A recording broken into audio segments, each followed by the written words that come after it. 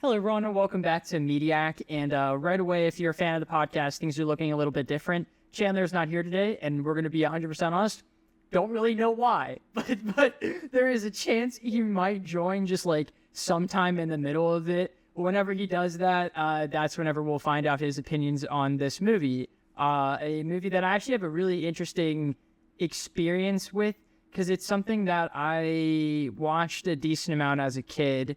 And I'll go into that a little bit more towards the end of the movie. And I even actually saw one of these in theaters at one time. But I didn't pick this movie. Skylar, can you give a little bit of a breakdown? You got the medals. Yes. So I got to pick this movie because I watched Den of Thieves 2, which if you are a fan of the channel, you know is not very on this channel.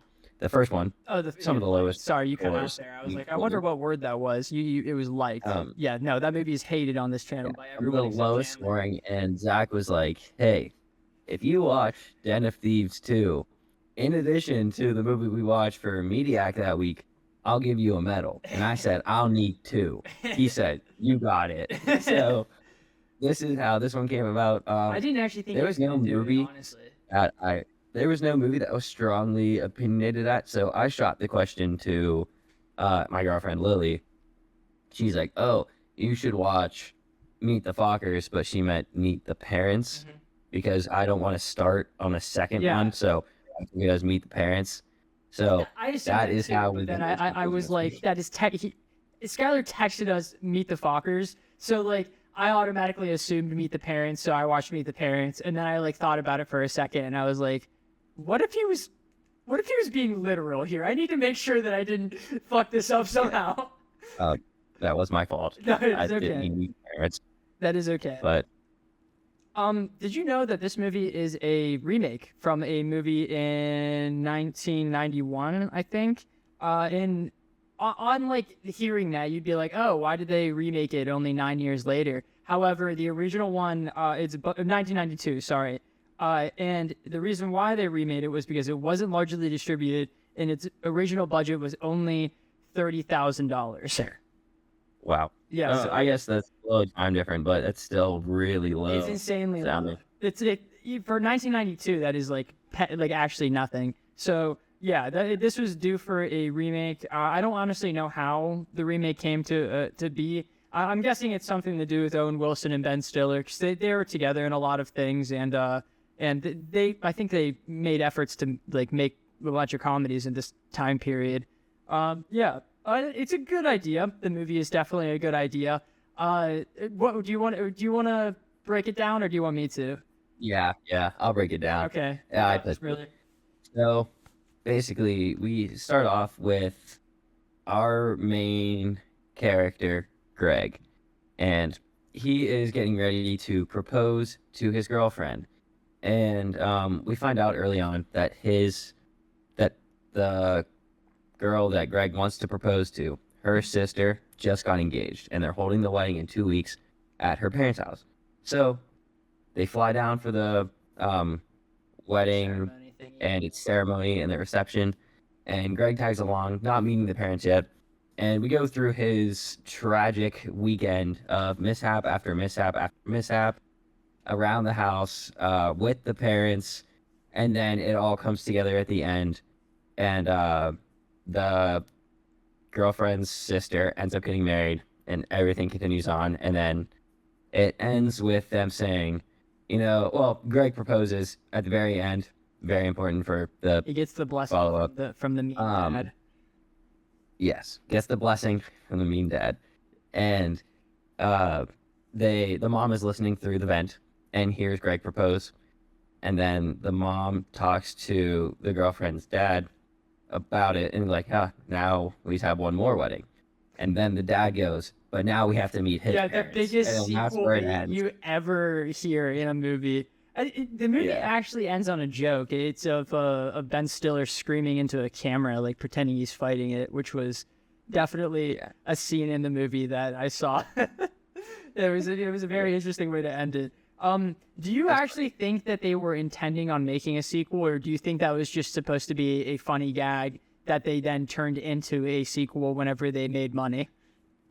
I think it was a funny gag. Yeah, it definitely. Because he's like, yeah, they're definitely fascinating people, naming theirs on Gaylord Fokker. So, like, it was definitely a joke. And then they're like, oh, wow. Look at this. People like this shit for some reason. All right, time to make another one. And they just kind of jumped into it. So, yeah, that's how Meet the Fockers exists. I was going to say, I was relating to this movie to, like, Tom and Jerry, but instead of Jerry being like a competent like person being able to fight back, he just keeps tripping and falling and having the worst luck imaginable the entire time. Jerry being Ben Stiller, Tom being Robert De Niro. Okay. The worst comparison, honestly. Would you say the worst comparison?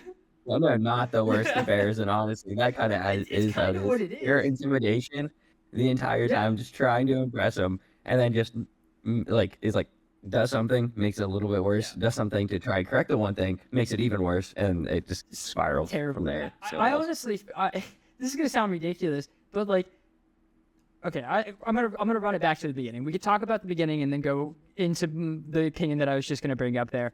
How do I say this? I watched this movie a lot as a kid, and I thought it was really enjoyable.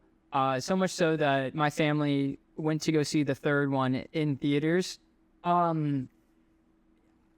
It's a good movie. I can tell it's a good movie, and I can tell that if you like The Office, you're gonna really like this movie.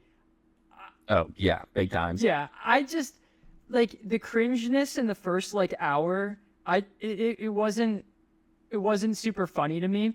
However, I can understand someone like absolutely loving that like kind of thing. However, it like made my skin crawl watching it. It like worse than a normal horror movie. I was like, this sucks, dude. And like I don't mean like the movie's not bad. Like I don't want that to come across in that. I just like I hate that type of joke, So I kind of relate, I guess. So like majority of this movie, like I don't think it's like I'm not like hysterically laughing at it, but like occasionally they do catch me with a giggle. Yes, I agree with that. That's like that. So, but I think it's like a super easy movie to just like kind of put on, and you can like kind of like check back. Like if you aren't really like in the mood to watch a movie, you can easily check back in with this one and check back in. I wouldn't necessarily say that though, because I think that the story itself is like actually good for the most part. The only thing the thing that I was going to mention earlier is that I kind of think that the mistakes that he makes, even though that the majority of them are mistakes, they're kind of like irredeemable. Like they really are. Yeah, there's like no way that like in any situation that he should be forgiven for like some of that shit. Like smoking a dart on the roof and then burning down the fucking like place you're having the wedding. There's no coming back from that, dude.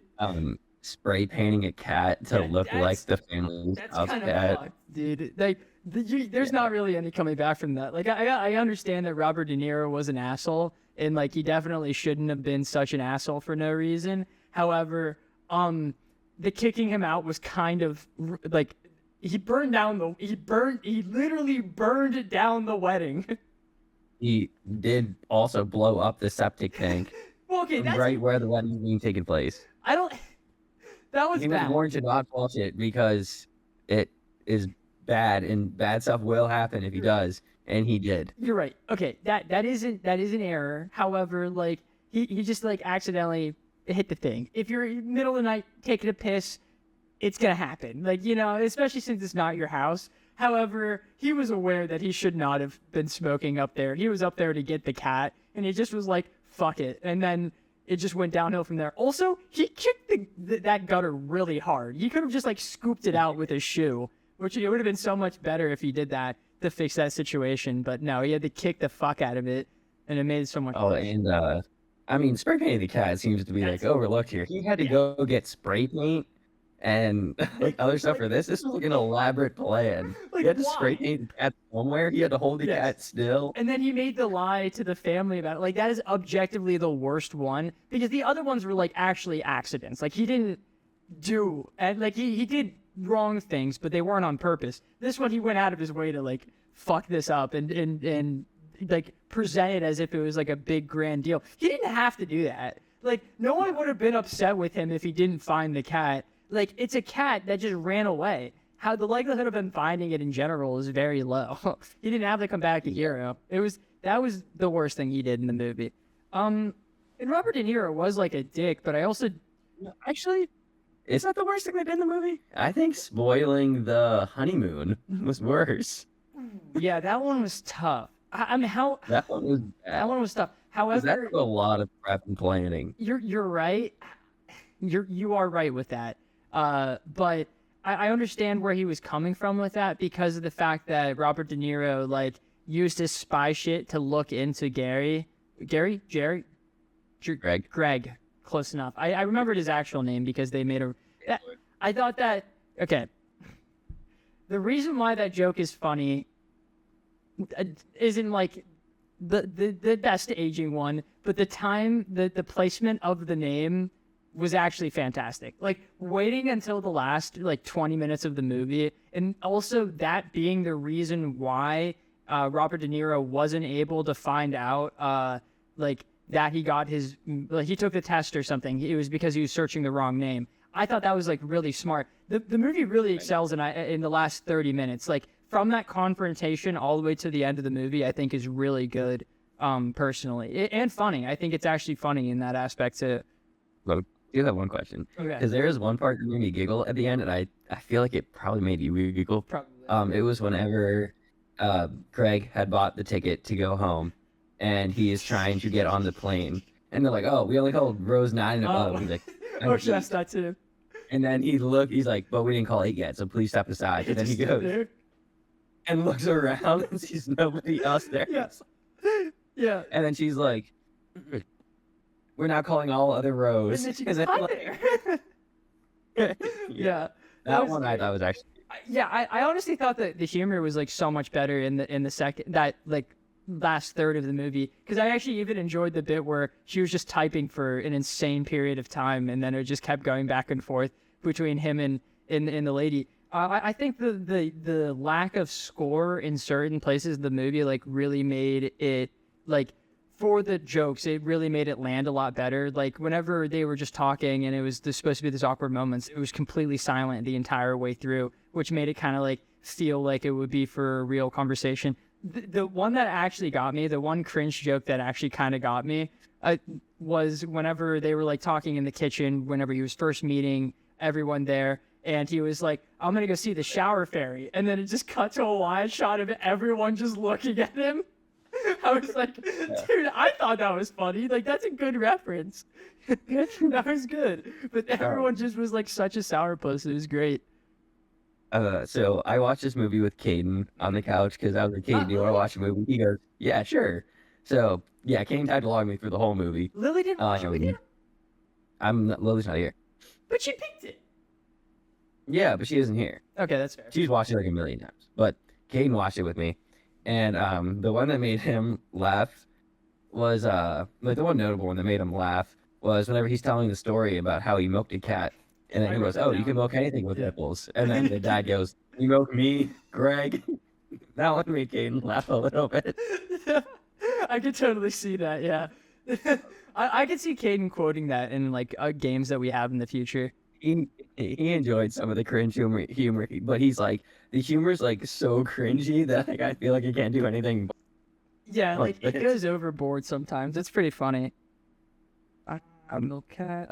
Well, is there a certain like joke or scene that you think stands out the most in this movie? Yeah. Yes, I think everything like in the airport was like really good to me. From the click-clacking to the comedy with the getting onto the airplane, and then him just being like an insane asshole and being treated like an actual human being in a movie for once. Like anytime you see people on a plane and they're taking up so much time, all the people on the plane don't feel like real people because like if you're on a plane, you want to get off that thing as soon as possible. These people are taking time. It's annoying. But no, they just grabbed that guy, dragged him out, threw him onto the floor. And then I thought that scene with Robert De Niro and him was like actually genuinely good, especially since he for the first time in the movie was like actually telling the truth to the father figure. It was really good. all the way around. I actually agree. I think that is a standout. Um, I think I like the Owen Wilson called Jesus Christ JC Black Carpenter. Yeah. JC. Oh my God. I think I like the, which is obviously gonna like stand out a little bit more to me, but I think I like the pool volleyball Oh yeah. because I like how serious they're getting I over thought it. about that. I was like, Skylar's gonna say something about this. I know he will. Yeah, I definitely am because I think it was really funny. And then they're like, "Come on, Greg, just swing. If I said it to you, can you spike it? Can you spike the ball?" And he's like, "No, don't spike it like that." And then he spikes it and like it seemingly breaks her nose. At least that's kind of what it looks like. Breaks her nose, and then they're like, "Come on, Greg, it's not that serious." Which I thought that Then was he immediately did pretty a funny. 180 on him. Yeah, the immediate 180 after something, and yeah, I thought that was really I funny. feel like that's realistic too. I feel like something like that has like happened. At one point I also in our think life. like him walking out with the bathing suit and then leading into that is really funny too. Yeah, actually wrote something down whenever that happened. I was like, you know what? He's shockingly built for like you don't expect that out of comedian actors, especially comedian actors at the very beginning of the 2000s. You know, I was like, Yeah. good for this guy. He is what is it, Dorito shape? That's what it's called. Dorito bag. Yeah, no, not Dorito bag. The Dorito chip. You know. Back. Oh, yeah, B-A-C-K. B-A-C-K, yeah. I thought you were, like, remember that one time, I don't remember Burrito what. bag. Yeah, like, Snoop Dogg called out one boxer, he was like, man, this guy's built like a bag of milk. That's crazy. Another thing. So obviously, Owen. No, Wilson. it's not Owen. Owen Wilson. Yeah, Owen Wilson. What's his name in the movie? Kevin. Kevin.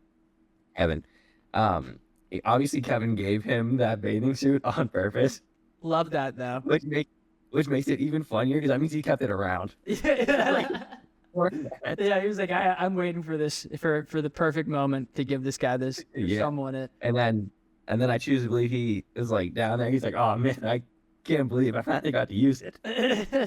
He's like, score! I've been waiting forever for this.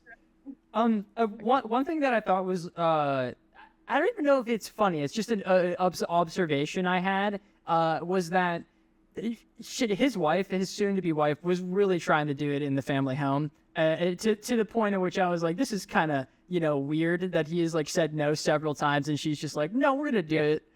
Respect your dad's Yeah. rules. At least No, not I my want to way, respect personally. your. Yeah, it was a little off-putting because it was like one time upstairs, then he went to the den, and he was twice down there. 3 attempts or whatever. I was just like, this is Yeah. a little. Like little much. three attempts in seemingly like less than 24 hours. Yeah, I mean, and also he literally said to them, like, I'm recording you guys at all times. I wouldn't even get naked in front of anyone. He had cameras in the bathroom, dude. Like Yeah. nowhere is safe. You can't do it. It's not. You can't do it. That has to be illegal. That's illegal, right? For sure. I know in public spaces you can't record, but I don't know how your like own house Yes, it depends. works. They record strangers. I'm not a law but- man. Neither am I. I never claimed to be a lawman. I claim to be sometimes. That brings up another one that Caden talked about.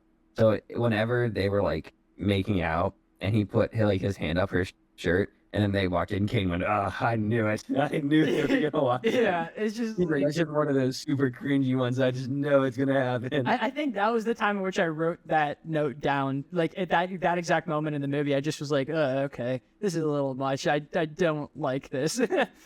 Stop Yeah. it, please. So, is there like a scene that you thought was like poorly done, or just not done well, like in an aspect, and you can improve it?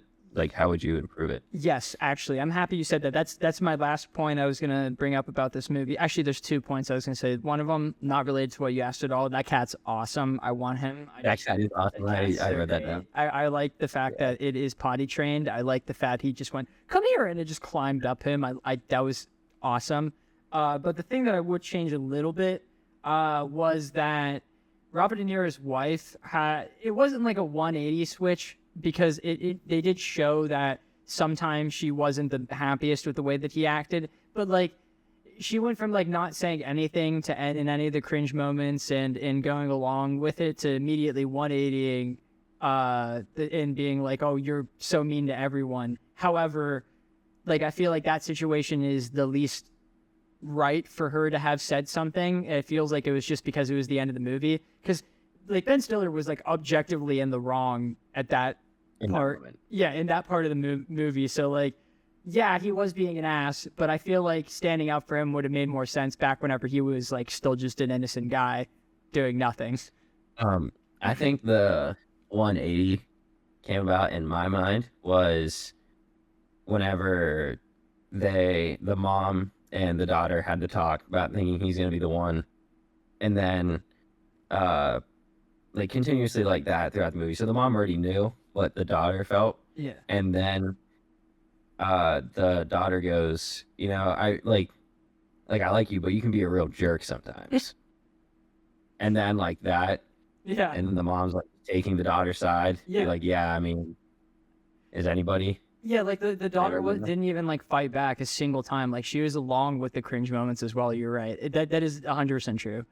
It was just weird. Yeah. That bit was like kind of a little bit awkward. Overall, the end of the movie was significantly better in my opinion than the rest of it. Like even those scenes on their own, like outside of the movie, aren't like bad. They just, when in comparison for the way that they acted throughout the rest of the film, it made it a little bit worse.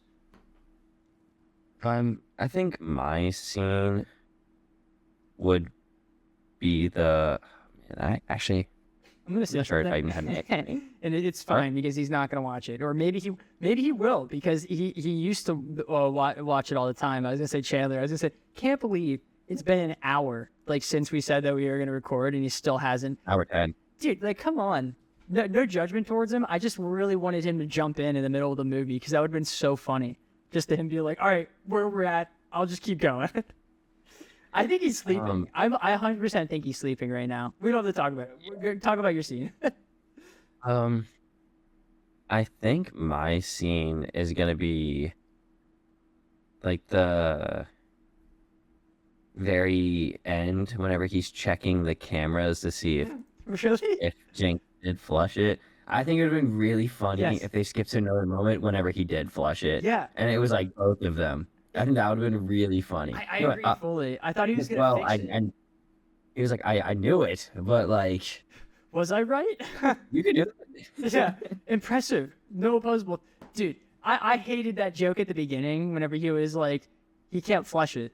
And he like Ben Stiller was like obviously making a joke about like him actually like flushing the toilet, and then Robert De Niro was like, "Come on, man, he doesn't have opposable thumbs. That's stupid, man."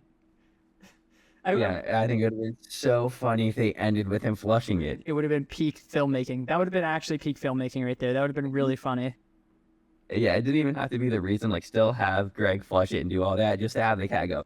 Yeah, flick it again. Yeah, exactly. Just like, yeah, I thought he was gonna like flush it and then like fix it, and then the cat comes in and that's the one that actually like breaks it. That would have been hilarious. I would have loved that so much. Yeah. Do you want to hear some numbers? Yeah, not my numbers. I do. Do you want to hear some numbers in general? Yes. Okay.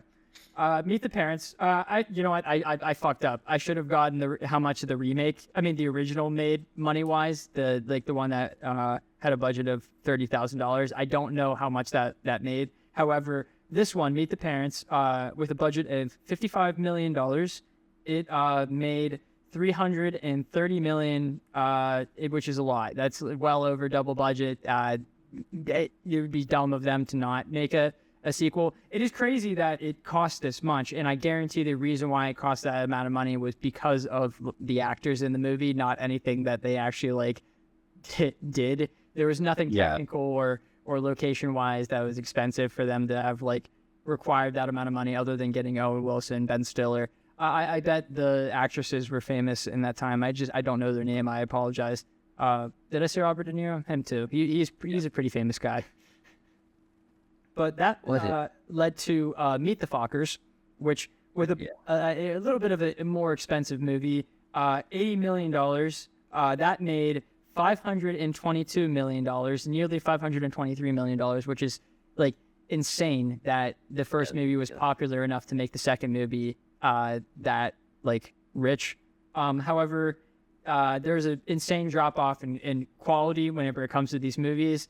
And the third movie, this is still wild. I still can't believe that it made this amount of money compared to like movies like Transformers 1 that absolutely died at the box office. But Little Fockers, the third movie, with a budget of $100 million, which is crazy to say that for a like rom-com, that made $310 million. So it is the least. That would not have touched 200 million. I know, right? Like, that's crazy. I cannot believe it made its money back and then some. It's wild to me. I'm honestly, after like hearing those numbers, I'm a little bit shocked we didn't get a fourth one.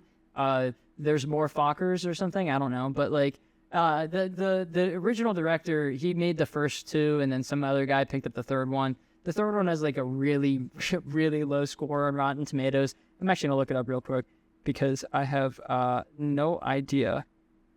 I looked up what the Minecraft movie made, just in comparison to the. No, you can't. No, you can't, dude.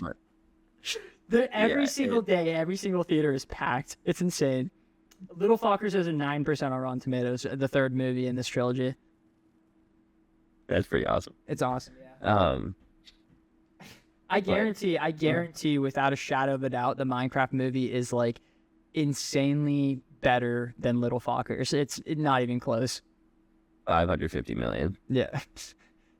It's definitely more than that. The Minecraft movie is going to break $1 billion. I guarantee it. It's ludicrous. Whatever. I don't even care about that stupid fucking movie. One of the things that I did write down for this movie is that there's nothing really spectacular going on at all.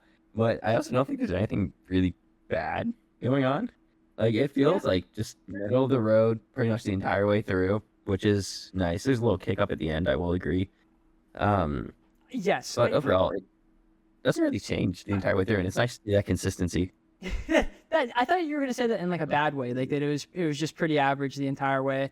But I think that it like by definition hits every single beat that it needs to be a movie while also being funny, which like shockingly is hard to do. And I know that sounds lame, but like whenever you're making a comedy movie in general, it's just really hard to like keep people invested while also being a humorous, like enjoyable time.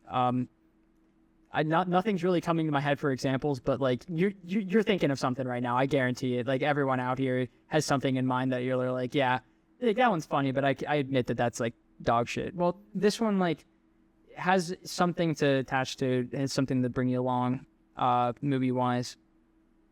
Not my humor though.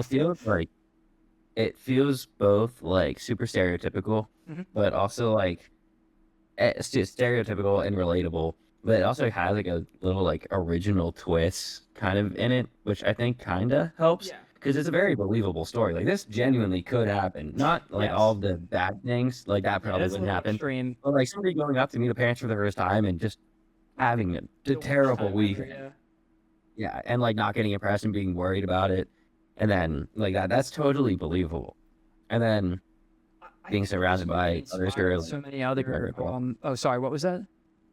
I was just like it's like it kind of like hit on the stress to impress everybody, and like kind of like selling out to impress them and make them like you. Yeah, his lies were like believable lies. Like you wouldn't be like, why is he saying this? You'd get it because you've been in a situation similar to it, or you as in like the plural you, the people watching. It's just something like that. Yeah, the audience. The millions that are going to be watching the Meet the Parents episode. The movie. Yeah. Yeah, that too. Yeah. Yeah. Yeah. Fuck, I was going to say, oh yeah. I think a reason why this movie might like in parts feel cliche or generic is because like this wasn't like the first rom-com, but this was like the first 2000s rom-com, and like everything else just kind of built off of something along these lines. And I don't know if that makes sense, but there's always generational differences, and I feel like this one was like the first one that like stepped into that barrier. So everything that came after it just kind of made it feel cliche, you know? I actually agree. I think this one did kind of kickstart like a lot of them, especially seeing the success. You have to believe that you can make something similar. And that definitely led to like a just increased trend in making everything stereotypical. But even like since obviously this is over like 20 years, it's still like It still feels good. Still feels like at least a little Can't beat bit. the original. Oh, never. Yeah, it kind of still has that like original supremacy in it. But I'm ready to give my number if you are. I am also ready. You could go first, sir. Okay. So with my rating, I'd like to emphasize that again. I don't think this movie did anything spectacular, and I don't think it did anything bad. I think it was basically average the entire thing. So I feel like giving it like a 6.5 is a good rating because again, I think I did laugh at the movie, so it accomplished its goal. Yes, I did laugh. I did stay decently invested throughout the entire movie. So again, it accomplished its goal. And like there was nothing that like stood out to me as like, man, I really didn't like that, or that's like I didn't like that part either. So I feel like there's not really a ton of negatives, just kind of like the positive. You cut out a lot right there. What was the very last sentence you said? I feel like just like the only thing keeping it from like a super high rating, because obviously I'm saying that there's no negative, like no real negatives. That like it's just that like what it has going for it just isn't all that. Yeah, Like just isn't all that great. It's just average. I agree with that. It really hits every number that it needs to be a good movie. It's just not a great movie, you know. It doesn't have that rewatchability. I'm not going in thinking, man, I really need to watch Meet the Parents right now. Like there's no scene that's outstanding. I honestly felt like it kind of not dragged, but I thought went into the movie thinking it was going to be like hour 20, hour 30, and it was an hour 45, and I didn't feel bored during it, but I just kind of was like, all right, okay, let's get to the end here at some point. So I was like, yeah, I get it. He's having a bad weekend. I got it. I don't think like the cinematography was anything like crazy at all. There are like a couple fun shots.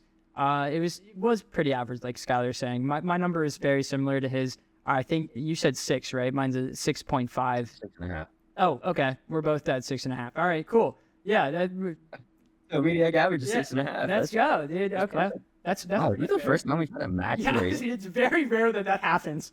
Wow. We love to see it. Awesome. Yeah. Meet the Parents, 6.5 average. Is that where does that rank among the other ones? I don't write down like the averages for our videos or whatever. It got to be like middle. Yeah, I won't write down. Probably average.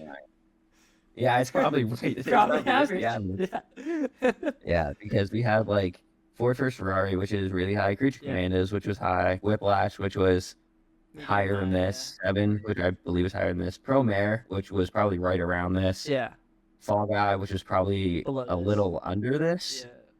Zootopia, probably a little higher. Probably. Mickey, higher. Den of Thieves, lower. Very much. National Treasure 1 and 2, probably lower. Minecraft movie, lower. Transformers 1, higher. Den of Thieves 2, which I did, lower. Yeah. And then we have this one. So this one actually might be... It's on the higher end of things. We've done a lot of bad movies. This year has been crazy. Not a lot of good movies. But hey, what can you do? Next week's going to be crazy, and whatever it is. We can get in the news now. I don't really have like anything. I know other shit happened. Just nothing was like interesting to me this week, other than the things that I'm bringing up here. And honestly, 2 of these aren't really interesting to me. I just was like, I feel like I should talk about them. But one that I'm really excited for is we're getting an animated Predator movie called Killer of Killers, and I'm really excited for that because it's directed by the guy who did Prey. And we did Prey on the podcast before. Not you. It was me and Jack a while ago, back whenever that first came out. And I love that movie. I think that's the best Predator movie. It's really fantastic. One of my I wouldn't say one of my favorite action movies, but it was one of the most enjoyable action movies. Like my first time watching it. I don't know if that makes sense. It's really freaking good. It's do you know what the Predator is? It's like this big alien thing who likes fighting people. And usually it's like he's fighting against army men or people who are like actually prepared. But Prey is like it's like a super prequel to Predator. It takes place during Native American times, and it's this like super high-tech alien fighting against Native Americans. It's pretty awesome. Funny. They treat it so seriously, and it's so sick. It's actually a really fantastic time. It's worthy of us doing again on the podcast, I think. This is one of the ones I'm not excited for. people say the second one is really great, and you'll get what I mean with this. But we're getting a third Angry Birds movie. I think I did see this. Yeah.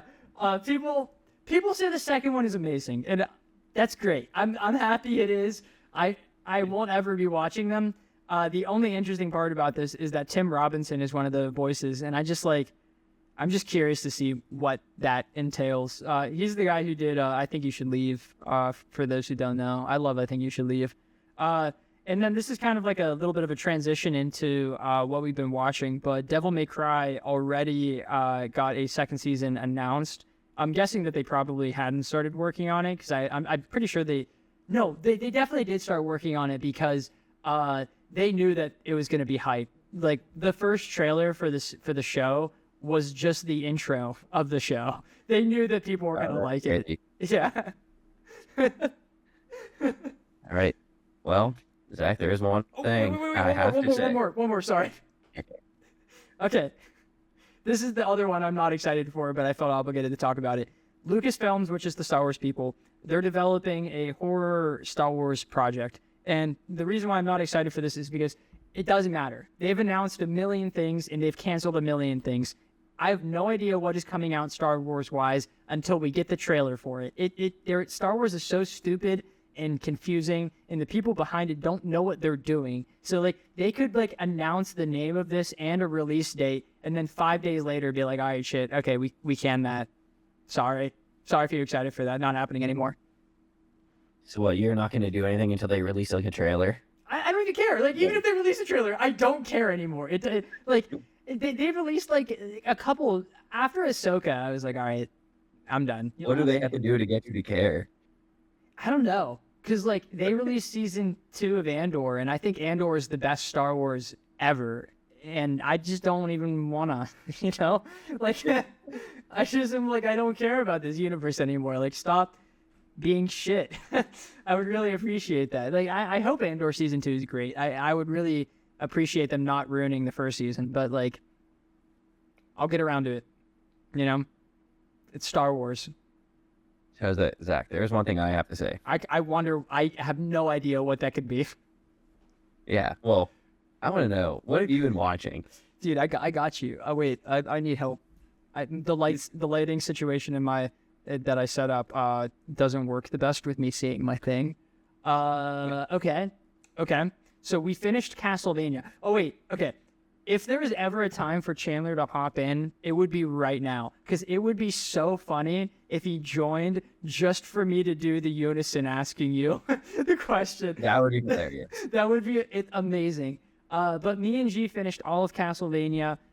We watched the remainder of Nocturne this week. I don't remember how much we had left last time I talked about it, but the second season is so much better than the first. It is like literally night and day. Oh, wait. Last time we talked on the podcast, we watched the first 2 episodes of season 2. So we watched 6 episodes of that, just absolutely grinded the hell out of that, completed it. Definitely going to be a 3rd season. I wish there wasn't. I think it ended like in a really good spot. And I honestly don't trust them to not bring it back to season 1 level. So I would rather just end it on a high and just stay there, because it's really good. Just start a different Castlevania series. Like that's what I think we should do. And just keep following different Belmonts throughout time. That would be awesome. I would really, really, really like that, actually. Or they hinted at, and I guess this is a spoiler, not really, because it's just a conversation that Alucard had, and I don't even think you've started the first Castlevania, so I think we're fine. Alucard was talking to one of the Belmonts, and he said that he spent like 100 years in Japan. I would fucking murder someone to watch an Alucard in Japan series. That would be fucking awesome. I would seriously love 100 that. years. Yes. This events that happened in 100 years. Oh my god, dude! Alucard is like one of the best characters in the show. You'll get to it eventually, but like seeing him just go through different adventures in Japan, that would be peak entertainment. It really would be. He said that was like some of the best times of his adventures too, and I was like, hey, you know what, man? I bet those are great. And then after that, we started a different show, a show that on like Monday or Tuesday, I told our friend Cassie, good friend of the podcast, to watch it at least until you get to the opening, because the opening is batshit insane, and I love it for that. And that show is Devil May Cry. And then after she watched the first episode, proceeded to watch the entire season in that sitting until like 4 a.m. And then for the remainder of the week, screaming at me to finish the show. And me and G finished it yesterday morning, and it is fucking fire. Devil May Cry. It is very good. A couple critiques. I do think eventually I'm going to make a video on it. I'm up in the air on what it'll be. Down the line, at least 3 videos down the line, because I'm working on The Outer Wilds right now, and then after that I'm talking about Transformers 1 and the Lord of the Rings anime specifically. You'll see how those 2 things connect whenever you watch the video in like 7 months. Yeah. Yeah. Yeah, that's very fair. It's pretty obvious if you Google both of them and then we look at Wikipedia. But what was the other thing after that? Then I need to make the Black Ops 6 video because I have had the build up for that. Me and Chandler have been doing the little seeds of it all the way through. So I need to like actually make a full colossal review of that eventually. And then after that, I'll make a video either on 3 anime from Netflix that I think are fire and talk about why Netflix anime are awesome and everything else Netflix makes isn't. And then it's consistent too. It really is. It is. A couple It really outliers. But yeah, the Netflix anime are like awesome. They're like some of them are some of my like favorites. Like For no reason. yeah, honestly. Like they have no right. Actually, Having them. Did you know that Netflix made the Black Clover movie? And it's amazing. It's really great. Yeah, I did actually know that they made the Black Clover movie, but I have not seen it or anything. But I've heard nothing but good things. Yeah, exactly. And then there's Castlevania, which is amazing. One rough season in there, but even in that season, there's some awesome moments in it. And then there's Cyberpunk 2077, which is fucking amazing. One of the best shows I've ever seen. My uncle has said that Blue-Eyed Samurai is peak entertainment. I know it's not anime, but Arcane is really good. And then Devil May Cry, which is just fucking awesome. Like throughout the entire thing. I have a couple complaints. I think Mary swears way too much. It's honestly really like not off-putting. It's just like what, like who wrote Like this? why? Like yeah, why? Like you're a child. I understand like that's what her character is. Like she's the hard ass, but like whenever you have 7 sentences and you swear 20 times, like I think that's a little excessive, at least for me. It's I'd agree. it just doesn't matter. It's like that line in the Joker where he was like, "My life's a fucking comedy." Like that saying that didn't enhance the moment at all. It just is you trying to be edgy, and that's essentially all Mary is whenever she's saying that. But I do like her character in general. There's a really fantastic episode in there. It's not my favorite episode. Favorite episode is actually episode 2 because there's a joke in it that made me laugh. And I know that sounds stupid, but like normally whenever I say, "Oh, that's funny," I don't actually like verbally laugh. But this is one of like 3 times in media in which like I almost paused it because of how hard I was laughing at it. It was really good, like actually really good. But my other complaint I have with the show is that occasionally, like in the middle bit, like they don't add all at the beginning or they a little bit at the end, but in the middle they use CG in points and it does not look the best. And it's weird what they do with it because it's just certain characters that are CG. And it's really off-putting because it does not... Kind of like whenever Conjuro walks away in Demon Slayer. Yeah, but like imagine if Conjuro was always CG in every scene. You know? There's like 4 characters that are always CG, and then there's a transformation that's CG once, and I honestly think making it CG once ruined whenever it came back because it made me be like, okay, let's see the CG thing, and then I had to be like, okay, wait, is this CG? No, okay, that's not. And then by the time like my head wrapped around it, it was like halfway into the fight. And it ruined it a little bit for me, but it was okay. The rest of the show is actually really good. I think Dante's pretty funny. The soundtrack is amazing. It is like Daredevil, early Daredevil levels of amazing, and I mean that in like the best. Like I mean that in a good way. Like they actually used the songs in a fantastic and realistic, like this is that character's soundtrack kind of way. And also the intro is peak fiction. One of the best intros ever. There is a very valid reason why they released this as the first trailer for the show. It's fantastic. If you haven't listened to it, just watch the first 10 minutes of the first episode. And if you're not hooked by the end of the intro, then it's not for you. And I mean that wholeheartedly. Oh, wow. Really good. Wait, I have more stuff. Sorry. I was like, I'm going to end it there because that's a good line that I thought of. Played a lot of Black Ops 6, like an insane amount of that. A little bit with Chandler, not really. And then me and G started our next show because we finished DMC. We started watching Fire Force, and also interesting pick. I know, right? I sat her down. I was like, G, this is a great show. I think that there's a lot of really great messages in this. You're gonna have a lot of problems with certain aspects. No. A lot of problems. She doesn't actually have a problem with it yet, but we're only 3 episodes in. We're gonna get there.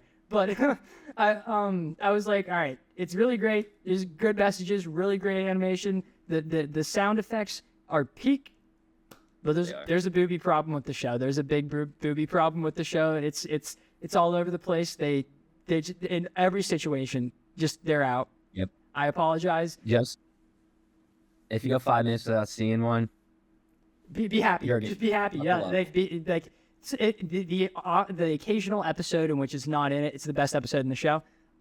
However, I honestly forget about that every single time I watch it because of how much I like every other aspect of the show. So I hope she'll be able to push it to the side. I think she'll be able to.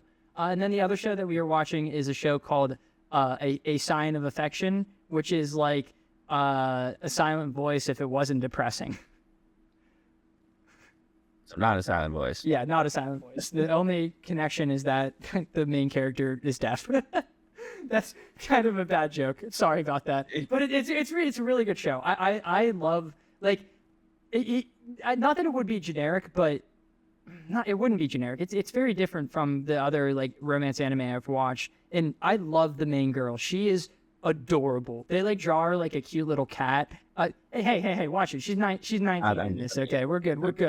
They're in college. We're chilling. And then the gimmick of the guy is actually super interesting too, because he's like a quiet, stoic guy who's like really smart and likes learning things, and he knows English, Japanese, German. He's learning Chinese and Spanish or something like that. So there's like a reason for them to connect because he wants to learn sign language so that he can talk to her. It's actually really good. It's a good show so far. But yeah, we couldn't decide what to watch next after DMC, so we were like, let's just both pick a show and we'll just go back and forth. So that's what we're doing. That's not a bad. That's not a bad idea. I might be taking that. Yeah, I mean, especially since they're only 22 minutes, like both of them. We sat down and watched, we just watched the first episode of Fire Force, first episode of Signs of Affection, second episode of Signs of Affection, second episode of Fire Force. Continue that loop. Yeah, it was fun. Good stuff. I like both shows a lot. Oh, I also am up to date with Fire Force season 3. You also have been playing Marvel Rivals. I have been playing Marvel Rivals, yeah, just a little bit there. Not a whole lot, but I have been exploring the wonderful Emma Frost and my new buffs to my Russian, well, both of my Russian daddies. Yeah, they are both. I forgot that they're both Russian. Black Widow and Magic, gotta love them. But I think that's everything I have. Hey Chandler, ready? 3, 2, 1. Sky, what have you been watching? Dude, that one was we perfect. fucking nailed that one. Yeah, that was crazy. That was one of the best ones we've had. Yeah, that was one of the best ones we've had. All right, well, I'll get the big news out of the way. I am caught up with One Piece. That's crazy. Fully caught up. Like Yeah. up to the Kizaru bits? I am on what they were releasing currently. Really? So you saw him do the big kick? Yes. That's awesome. I was really disappointed because, like, I read all of this and I saw the big kick on Instagram and I was like, well, no. I saw Luffy jump and I was like, okay, I'm not watching this fight. I'm going to go watch it right now. And I clicked on the episode and I was like, I can't wait to see this shit. And I started scrolling through and I was like, oh, it's crazy how little of the episode there is left. And I got to it and I was like, oh, I know how this is going to end. And it just was him doing the singular kick. Dude, you don't even understand. Next episode is going to go fucking insane. This season is so good. It's on a different scale. I would honestly recommend not catching up just because since now One Piece is a seasonal anime, it's going to look so good. So I honestly just think you should watch it as it comes out, because experiencing Egghead for the first time via anime, it's going to be life-changing. Like, actually. Yeah, it is very, very, very good. So Chandler's not here. I'll talk about some of the things that got me. So in this, obviously Vegapunk is being betrayed by somebody, and I was like, oh, okay, I think I know who it is. It's the one who it's number 3, I think, the girl who was fighting outside with the hologram. Oh, Atlas? You thought it was Atlas? Yes, I thought it was Atlas. I was like, I haven't seen her in a minute. Yeah. And I haven't seen like pretty much anybody else. And I saw York get frozen in like a stone, so it's not her. And then I saw her turn the corner, and I was like, "Oh shit!" I thought that twist was really good. I have a question for you, actually. What do you think about the fact that we didn't actually see the outcome of the twist, and they did like a pseudo time skip where they jumped like an hour ahead, and we just saw the results of the Straw Hats learning that there was an intruder? You know what I mean? Because we didn't see the fight. We just saw that Robin got injured, that Zoro fought against some of the... We heard stories of them talking about Zoro fighting against the Seraphim and saving the 2 CP0 guys, but we didn't actually like see everything play out at all. It was basically just off screen. I mean, I like it. It didn't matter too much to me. We've seen it before, you know? Like, we watched One Piece. Yeah, not even like that, but I was so much more interested in trying to figure out like who the creator was that like I honestly barely even noticed. Really? Interesting. Whenever I was getting there, I thought I skipped a chapter. I was like, oh, what? Wait. The last thing I saw was York being revealed, and now she's... Wait, fuck, what? Where's chapter 1000? I'm going to bring up a random number, 135.5. Like, I'm missing something here.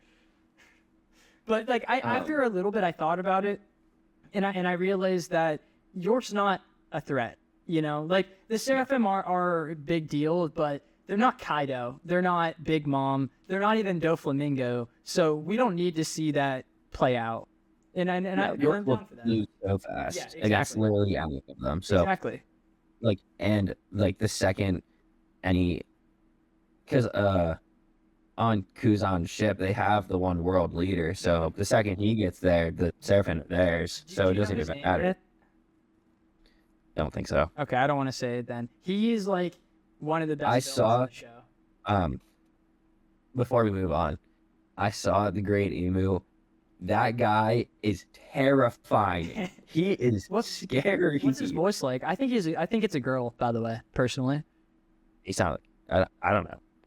His voice, it was intimidating. I was more so caught up with like his eyes. Yes, yeah, eyes are crazy. I just think it would be there's 2 theories. There's one theory that people have that's not a silhouette. That's just what Emu looks like, which would be pretty crazy. Honestly, I think I would be super down for that. It would just be like a shadow being. The other one is that it would be awesome if Emu had like massive knockers. Yeah, Sabo's like looking up, like getting ready to die, and all of a sudden just to jiggle. Like, dude, that would be such an Oda thing to do. Like, if we're being honest here, I could totally see that. Yeah, especially like in Egghead. Like, I don't know if it's just you. Spoiler alert. Is Egghead worse than all of the other ones? Wait, what? And like not like worse like wise, but like fan service wise. It has the most. Yes, totally. So dude, far. Holy fuck. Holy fuck, dude. It's so bad with Bonnie. Do you know anything related? Dude, like, there's a twist that makes all of every single scene that she ever had so much worse. Like, so much worse. I don't. Okay, remember. good. Kuma's backstory, you're going to see it in a bit. One of my favorite things in all of One Piece. It's literally one of the best written moments of the entire show, but it also reveals something that really makes me uncomfortable. Well, Go ahead and theorize what that could be, bro. But like I was even like there were so many times when it was just like York. She was just like squatted the entire way down. Like I was like I can't. Like I usually. So whenever I've started picking up doing cardio at the gym again. And so I'll watch, like, dude, I'm like this now. Like, I actually cut my phone like this because of Egghead. I didn't have to do that before. The designs of But all now the I'm women cupping are my phone. insane. Like Yeah. Lilith is the only one that's covered, but she's wearing a skin tight suit. So is that like much better? Yeah. Yeah, and then like I swear like half the scenes are like placed like Yes. down facing looking Yeah. up. And I'm like, And Robin has to have her coat zipped all the way down into the last like bit before it breaks or whatever. Like that's ridiculous. yeah. Why'd they do my girl like that? I love Robin. She's my second favorite Straw Hat. But Her either way, Brooke. it's still like ridiculously good. Story wise, And I really like Egghead. oh, dude, you're not even in the good parts yet, which is crazy because I know I remember feeling the way that you felt like at that point, just be like, holy shit, we're getting so much information and we're seeing such sick, awesome shit. I can't imagine this getting any better. Just Dude, I saw Garp in the big punch. Yes. That was ridiculous. And then Kobe's big punch. Yeah. That was All of that's great. sick. Dude, turning the page and seeing that map, like, because you've never seen someone do that much damage. Because, like, One Piece, they do, like, big fights and stuff like that. Like, Kaido blew up a building with fire. But, like, you've never seen hockey do something like that to that scale until you see Garp do that big punch. It's so awesome. One of the greatest things. Yeah, he really marked out of town. Yeah, I know, right? And then he lands and he's like, that was nothing. And then the best part about that is that it doesn't stop. Like, he still fucking just keeps going. Like, he did the blue hole against Kizaru. He did a couple big punches, and then he did the Galaxy Divide on the big face. Good stuff. And then I like how even like whenever he's quote unquote dying, he gives an order to like Kobe, the green haired guy with the long brim, I forget his name. Oh, fuck. Prince Gru? Is that right? Maybe. I don't know. You know what I'm talking about though? He has like the one like He Clay or something? Right? Yeah. Yeah. And then the one guy who is with him that has like the Helmopo or something. Yeah, Helmeppo, yeah. Yeah. But I thought that was sick. And then Kobe, like, I had to say, he kind of closes his eyes and he's like slowly starts kicking like harder to like get in front. And then he launches like the hockey punch back of using Honesty. ships and punching guys. Wait, honesty impact, Yeah. though. Good stuff. Yeah. And then that was so sick. I know. It's really one of the greatest. Like, both of those moments are awesome. Do you think Kobe would have been able to do that if it wasn't like life or death and Garp wasn't pushing him? Honestly, I like to believe no. Yeah, And I think that was the first time we did it too. Yeah. That would have been awesome. And I think that like just makes it cooler. Yeah, it definitely does. So that's what I want to believe. Oh, it's so good. Yeah, but One Piece. very good. If you haven't watched it, pick that shit up. Yeah, but I really haven't. Me and Lily are on like season 6, episode like 8 or 9 of Game of Thrones. Getting to the end. Yeah, we are getting close to the end, and I'm like getting more worried and worried. Yeah. The quality drop off is going to happen soon. Oh yeah, I know. And I already don't think it's like the greatest like live action TV show ever. I agree. Yeah. I remember whenever I was watching it, I was like, "This isn't Breaking Bad," you know? Yeah, that's what I said. Yeah. I like Breaking Bad and Better Call Saul more than this. I haven't seen Saul yet, but like, I should see something. I know. I'll get around to it. I've heard that I got to see Sopranos too. Like, there's a bunch of shows I got to get on. Penguin is another one. I do got to get on that. Yeah, I've heard that's really good too. But getting close to the end with that, and I'm like, man, like I really thought this was gonna be like change my perspective on live action. Really didn't. Yeah. But it is. What else? I've been playing Marvel Rivals, playing Dokkan. And I think so. This is just TMI. I have a test on Tuesday, so after that test, I plan on starting Cyberpunk at Druthers. Oh, I thought you were gonna say the game, Hoping... like the game Cyberpunk. Oh no. Talking about the TV show. Dude, I'm thinking about starting with it. I forgot to tell you. I forgot to write it down. I actually rewatched the last 2 episodes of that show again on either Friday or Saturday morning because it's so good. I understand that this is like a lot of build up for it, and I just know who you are, and I just know that the themes are just gonna click with you, and you're gonna really like the main 2 people. I think it's gonna be a Skylar show. Hopefully. It's so good. Hopefully. The music is so Because even bad. I know where you live. Dude, and I would David's arc is so good. Like, you know where it's going from the beginning, but like that's not a negative of the show. They like fuck. I want to talk to you about it. We can talk about it next week. It's so good. I have a feeling that you're gonna finish all 10 this upcoming week. I have faith. I might. I'll try. Hey, you don't have to try. I'm just saying, like, you might watch episode 1 and be like, all right. Well, I'm in for the long haul, I guess. Yeah. Yeah. Oh, fuck yes. Did you oh, you had something else? I don't know. That's what I'm trying to think. I was like, oh, I'm watching Full Metal Alchemist with Caden. So like, Oh, okay, sick. like, it's kind of like, wow, he's there. He's Goddamn time he started watching that shit. He started it like a little before the weekend, maybe like Thursday or something. And he's already on like episode like 32. Really, dude, he must like it. He loves it. It's Yeah. great. It's hard not to love it. It's my mom's favorite. Was it one thing he said? He was like, he went into my room and he was like, so I just saw somebody on TikTok say, I watched Attack on Titan and Finland Saga. What should I watch next? And the top comment was, don't watch anything next. Nothing gets better than this. And Cam was like, boy, and that's just crazy because I haven't seen Full Metal yet. Yeah, what the hell? That's He's like, ridiculous. Wait, has he seen Vinland Saga? No. You should watch Vinland Saga. Vinland Saga is really good. That's what I told him. But I think he needs to switch it away from a shonen for a little bit after that. Have him watch Rascal Doesn't Dream of Bunny Girl Senpai. I tried. I told him it's really good. The name's just really bad. He said he's not going to watch a romance yet. So he's not there. Or he just said he's not going to watch a romance. He's not there. I was like, that's fair. Show him a silent voice. It'll change his mind. Or force him to watch Your Name. You have to make him watch that now. Because that movie is actually like really good, and I think you guys would like it. I think the twist at the end is really good, and I think that'll make Caden be like, shit.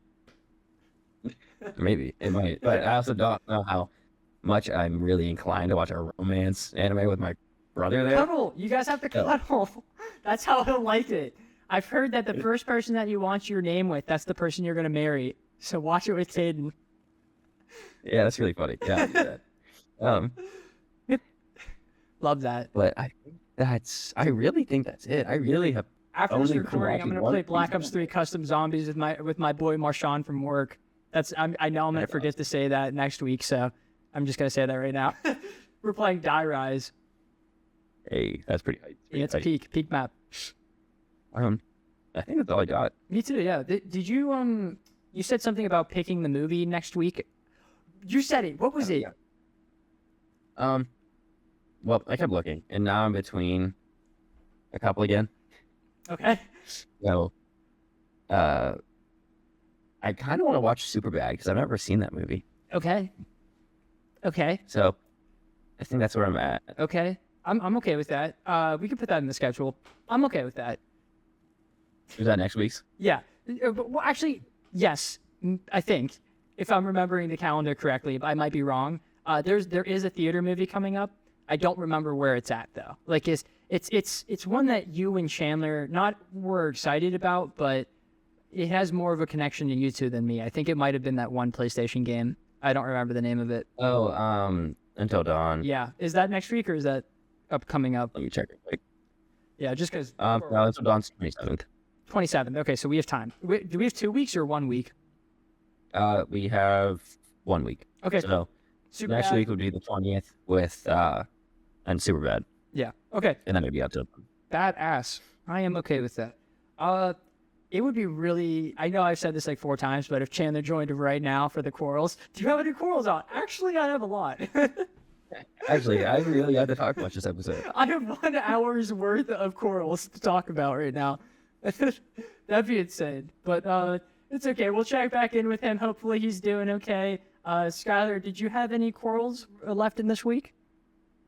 Yeah, I'm pretty good. I'm good too. You know what? I miss Chandler, but this is the first time we've had an hour-long podcast since he has joined the podcast. And that's not a bad Really? thing. The long ones are usually the ones that are the best performing ones. But right now we're an hour and 5 minutes, and I haven't seen that number in actually months. So like I'm okay with that. No problem with me. That makes my life so much easier. I love that. Alright. We'll see you guys next week with Superbad. We'll let Chandler know, and hopefully he's there next time. All right. See you guys.